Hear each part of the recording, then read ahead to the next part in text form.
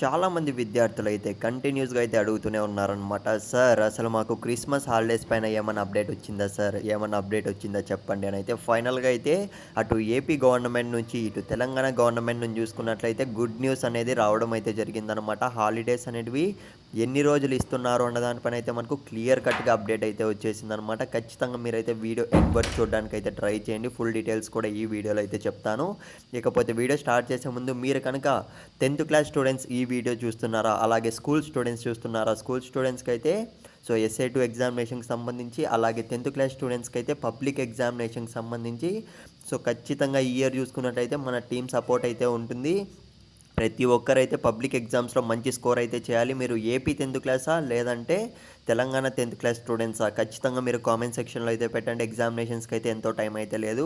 So very important question papers మొత్తం కూడా మీకు రావడం అయితే జరుగుతుంది. మన యూట్యూబ్ ఛానల్‌లో అయితే మీకు సపోర్ట్ ఖచ్చితంగా ఉంటుంది మొత్తం కూడా. సో మంచిగా మీరైతే స్కోర్ చేసి ఆర్జూకేడీ ట్రిపుల్ ఐటీస్‌లో అయితే సీట్స్ అయితే తెచ్చుకోవాలి. అదొక్కటే అనమాట మన గోల్ అనేది. ఇక మనం ఏమాత్రం ఆలస్యం చేయకుండా ఇవాల్టి వీడియోలోకి అయితే వెళ్ళిపోదాం. సో ముందుగా చూసుకున్నట్లయితే తెలంగాణ గురించి అయితే చూద్దాం. రేపటి నుంచి సెలవులనైతే ఇప్పుడే అప్డేట్ అనేది రావడం అయితే జరిగింది. స్క్రీన్ మీద అయితే గమనించండి.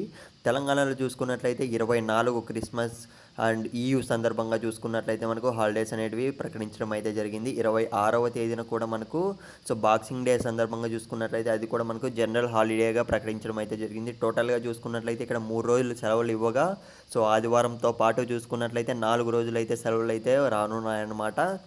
ఇకపోతే ఏపీలో కూడా సేమ్ అనమాట. డీటెయిల్స్‌లోకి అయితే వెళ్ళినట్లయితే సో ఏపీలో చూసుకున్నట్లయితే 24, 26 ఆప్షనల్ డేగా ఉండడం వల్ల ఉంటాయన్నమాట. అంటే ఖచ్చితంగా ఇవ్వాల్సిందే హాలిడే అనేది.